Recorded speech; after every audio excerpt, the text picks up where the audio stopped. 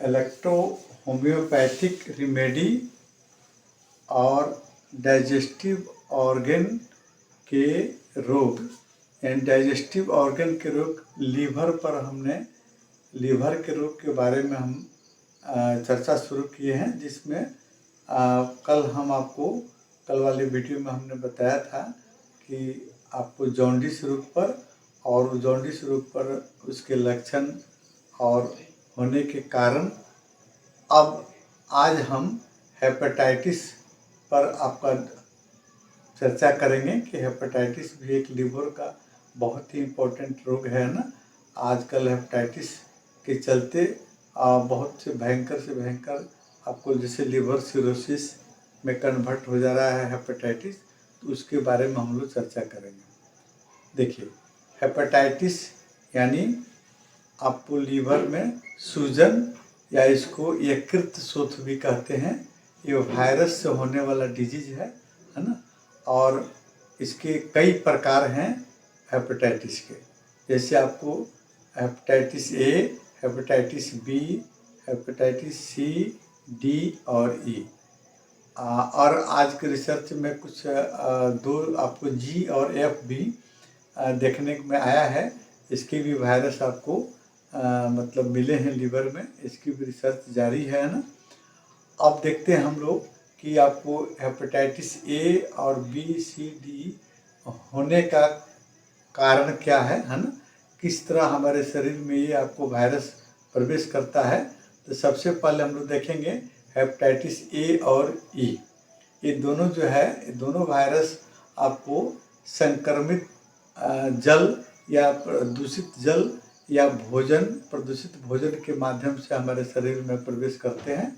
और साथ ही आपको हेपेटाइटिस बी, सी और डी ये संक्रमित खून के माध्यम से यानी किसी अगर आदमी को अगर हेपेटाइटिस बी, सी, डी हुआ है, अगर उसे इंजेक्शन दिया गया, उसी इंजेक्शन से अगर किसी दूसरे व्यक्ति को दिया जाता है उसी सिरिंज से, तो फिर उसको फैल सकता है हेपेटाइटिस बी, सी, डी आपको हो जाएगा, है ना।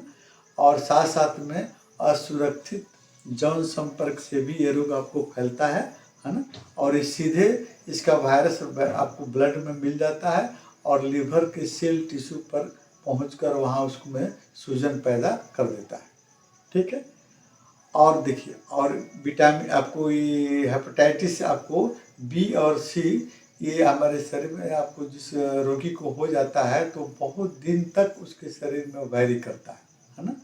और अंत में वो थर्ड स्टेज में पहुंचकर वो लिवर सिरोसिस यानी लिवर का कैंसर के रूप में परिवर्तित हो जाता है। ठीक है। अब हम देखते हैं सिम्टम, लक्षण। आपको हेपेटाइटिस के क्या क्या लक्षण हो सकते हैं। ये आपको साइलेंट किलर के रूप में भी जाना जाता है। अगर हेपेटाइटिस हो जाने के बाद में आपको लगभग 95% लोगों में कोई प्रेजेंट सिम्टम आपको देखने को नहीं मिलता है।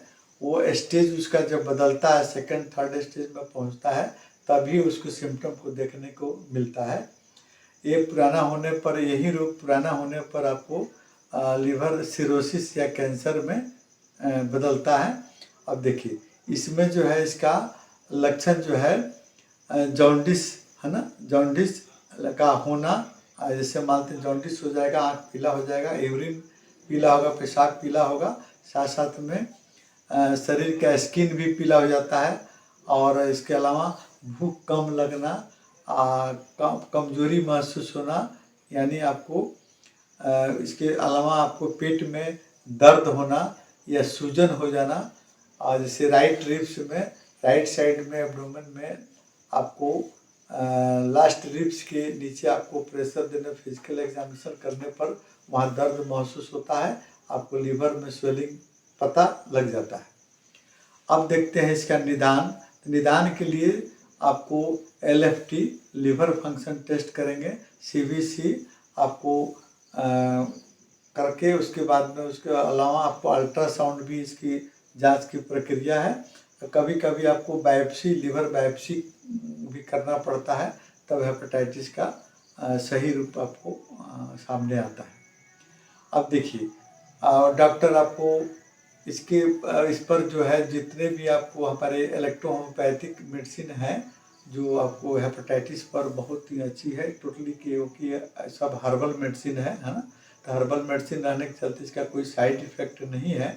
और हमारे मध्य जो पहले के डॉक्टर हैं, जो आपको महानायक हम कहेंगे, इलेक्ट्रोहोम्योपैथ के महानायक डॉक्टर मैटी, काउंट सीजर मैटी, है ना। और उसके बाद में एजे गिल्डन, थियोडर क्रोस और बी कुलकर्णी, डॉक्टर एन.एल. सिन्हा, आपको नंदलाल प्रसाद सिन्हा कानपुर के, है ना, जिन्होंने इलेक्ट्रोहोम्योपैथ को आपको इंडिया में 1911 के आसपास में यहाँ ज़्यादा प्रचार प्रसार डेवलपिंग के काम डॉक्टर एन.एल. सिन्हा द्वारा ही किया गया, फादर मुलर, है ना। और अभी करंट में आपको डॉक्टर सी.डी. मिश्रा प्रभाकर, निशाबाद पटना, और डॉक्टर आपको संजीव शर्मा हिमाचल प्रदेश, ये तमाम लोगों का प्रोटोकॉल का पर हम नज़र रखते हैं। तो हमारा लीवर पर काम करने वाली औषधि जैसे F1 और F2 है, तो इसमें आपको इस पर जो है हेपेटाइटिस पर, है ना, सबसे इम्पोर्टेंट मेडिसिन में आपको F1, C1 और A1 और आपको S10, है ना। F1, C1, A1 और S10 का थर्ड डाइल्यूशन, है ना। और W के साथ में 30 ml की मिक्सचर में हम लोग मरीज को जल्दी जल्दी पिलाते हैं, यानी 15 से 20 बूंद या 25 बूंद दिन भर में 3 से 4 बार हम उसको पिलाते हैं। साथ साथ में S10 की ड्राई पिल, सूखी गोलियां आपको खाना के साथ में खिलाना। WE और BE का आपको, है ना, कंप्रेस लीवर रीजन पर, है ना, लीवर रीजन पर आपको राइट साइड में WE और BE का कंप्रेस उस पर लगाते हैं या ऑइंटमेंट लगाते हैं। साथ साथ में इंजेक्शन नंबर 29, है ना, इंजेक्शन नंबर 29 बहुत ही कारगर आपको इंजेक्शन है आपको हेपेटाइटिस के लिए, है ना। साथ साथ में आपको A2C5 और G, है ना, A2C5 और F2, A2C5 और F2 WE के साथ में आपको हाइपोकोंड्रिया यानी 24 नंबर स्थान पर उसका कंप्रेस लगाते हैं, है ना। और साथ साथ में 17 नंबर 18 नंबर पर भी आपको RE और YE का, 17 नंबर और 18 नंबर पर आपको RE और Y को लॉ ऑफ पोलरिटी के हिसाब से उस पर भी हम कंप्रेस लगाते हैं, है ना। राइट साइड में है, एक बार RE एक बार Y का कंप्रेस हम लोग लगाते हैं। ये आपको मतलब कि आपको हेपेटाइटिस पर आपको कार्य करने वाली अच्छी औषधि है ना।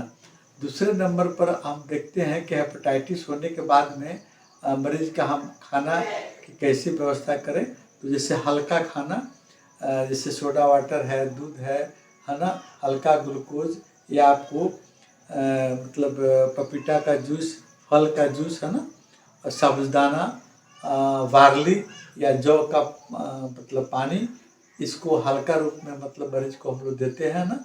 और सफाई पर विशेष ध्यान रखते हैं हल्का।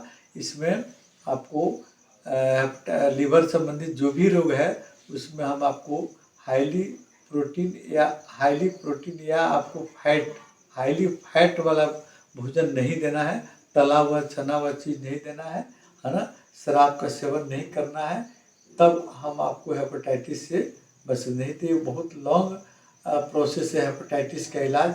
बहुत बार देखा गया है कि आपको सिम्टम ख़त्म हो जाने के बाद में भी जांच कराने पर आपको पॉजिटिव ही आता है। तो इसको बहुत केयरफुली हम लोग को रखना पड़ता है। धन्यवाद।